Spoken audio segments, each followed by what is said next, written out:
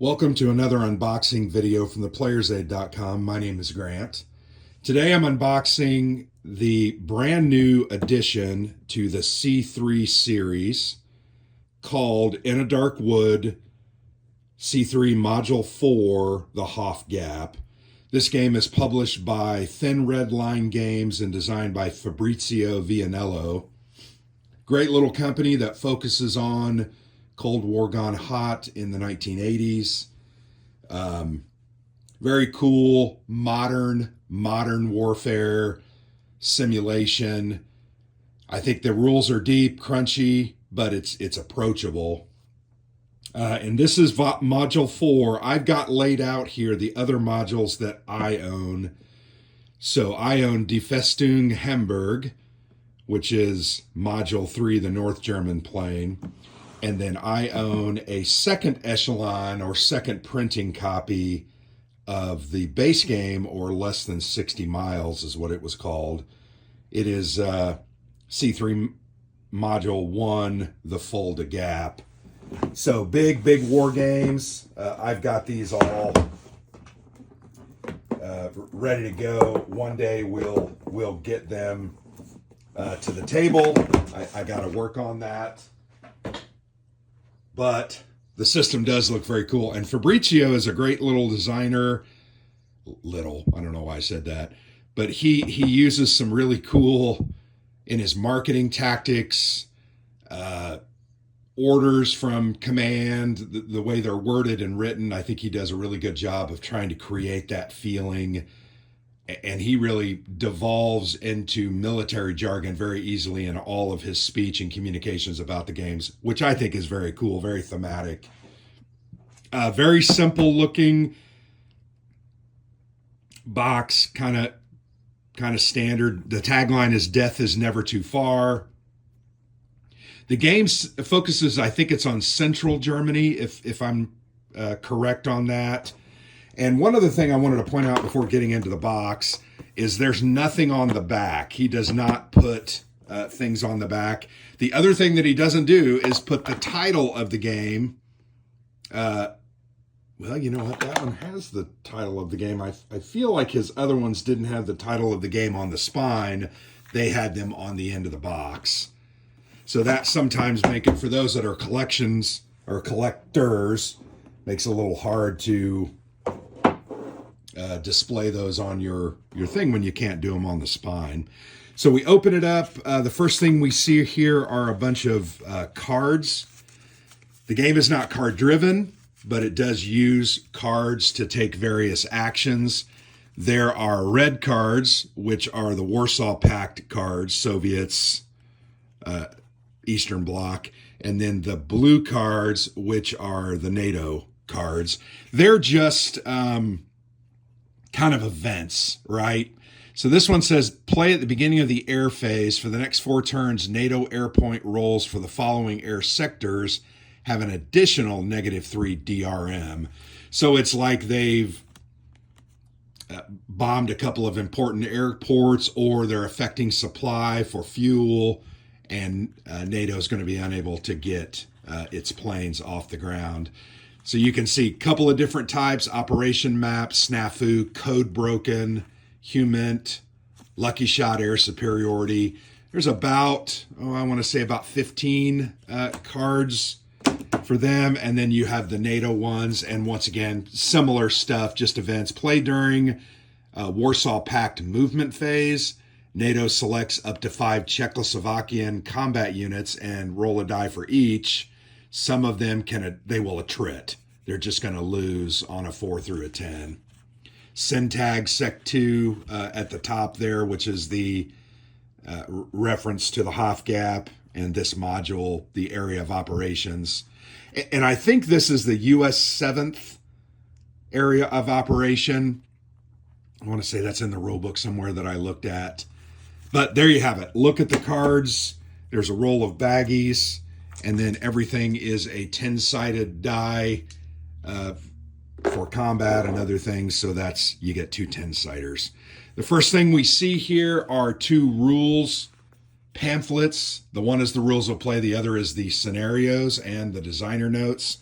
They are on legal size paper, so this is very European, I feel like.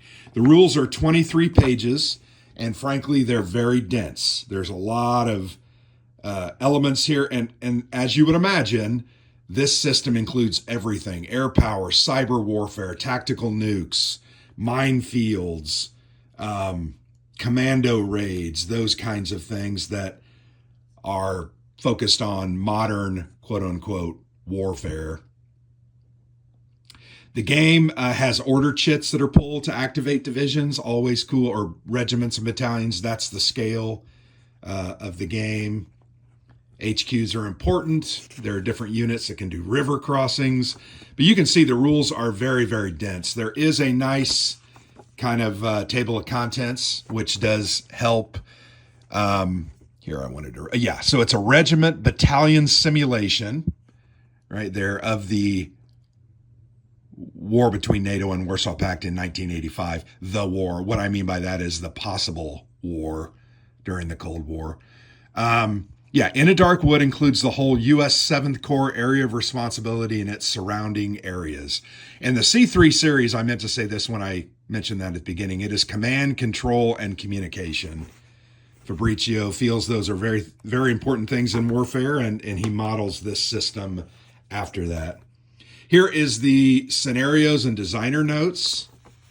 Lots of scenarios. There's a bibliography for all the books and the resources he used. Developer's notes. Anthony Morfitt is the developer. You can see that there right at the beginning. There's kind of the OOB for, looks like the Czechoslovakian tank and motorized rifle divisions. The Canadians are included in this one. Ooh, the French. These are the designer notes. So lots of great detail in there.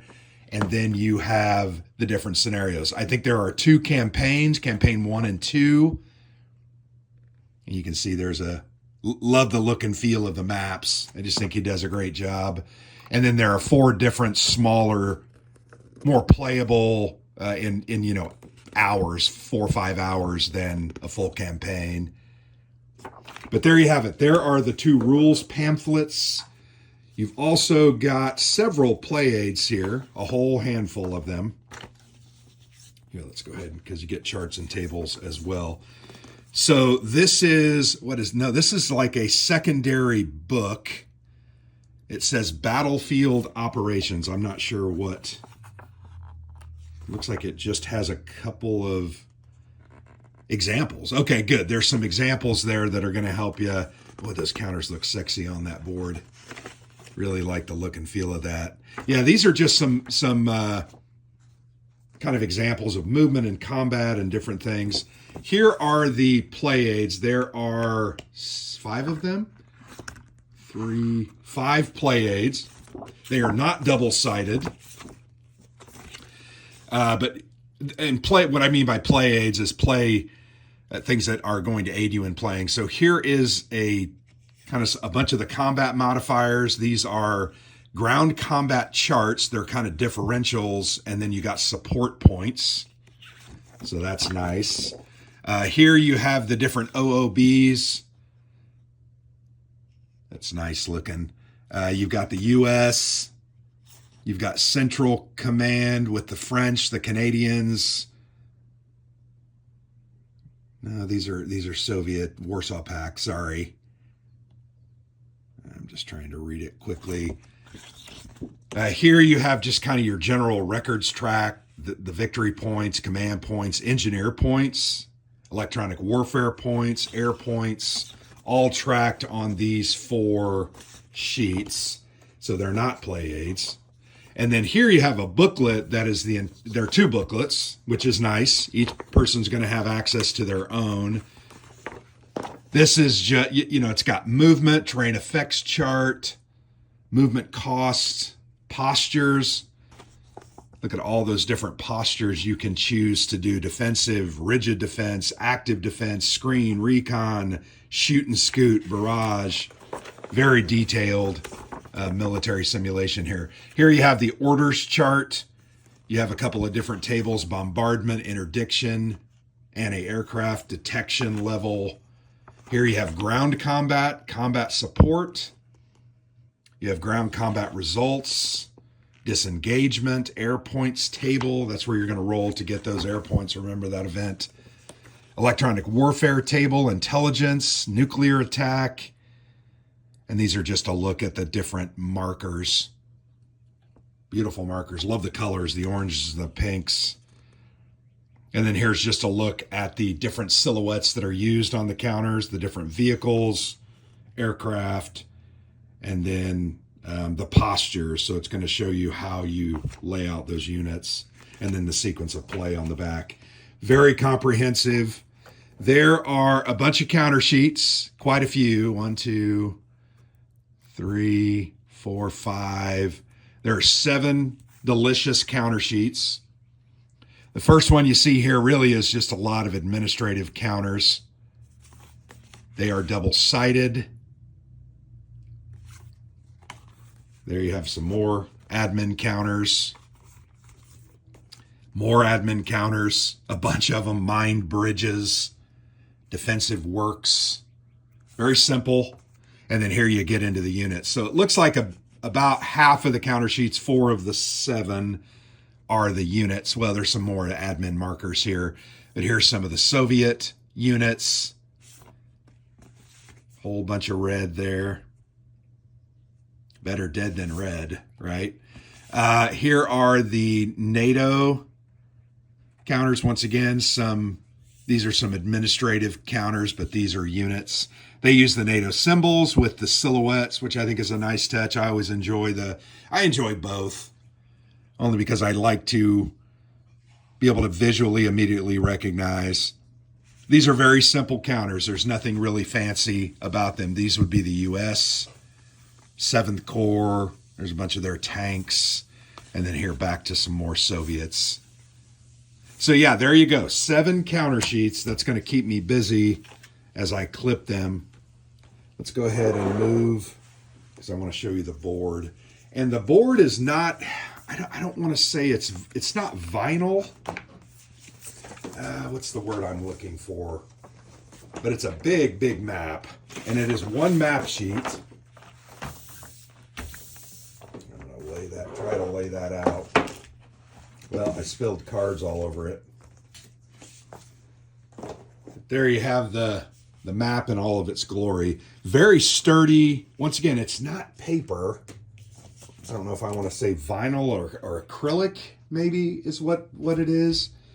I love the greens, the browns, the blue rivers. It all works very well together. I think it fits. Almost looks like camouflage.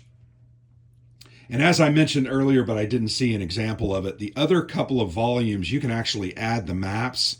If you had a big enough table, you could lay all 5 or 6 maps out and ultimately play each of the fronts, which would be amazing. That would kind of be a dream. Here at the center, you have West Germany marked. I'm not going to butcher a lot of these names. Nuremberg is here. Let's see if I can. I'm having trouble. I am having a bit of trouble picking out the names. Czechoslovakia is over here. East Germany is over there. So obviously it's the Russians coming from East Germany and invading central Western Germany. But there you have it. Big, beautiful map. Lots of great information. Really looks good. I'm going to go ahead and lay these counters out. The thing about Fabrizio, if you don't know, he doesn't do a ton. Like these print runs aren't huge. I would assume 300-400. A lot of them are spoken for through a pre-order system where you basically send Fabrizio an email, literally. And I think that's fine. It works. It works for him. It's what he does. But you literally send him an email and he will reserve you a copy. And then they don't do a ton of retail copies. So they kind of go out pretty quickly. And that's why you saw the first one has already had a second printing, because they've been popular. And I think he's ultimately going to reprint all of them. But there you have it.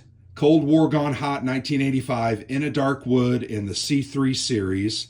C3 Module 4, the Hoff Gap from Thin Red Line Games. Beautiful package, really high quality game. And I think while it's an involved, deep war game, I do believe it's approachable. So there you have it. Hope you enjoyed the unboxing. I've been Grant for the Player's Aid.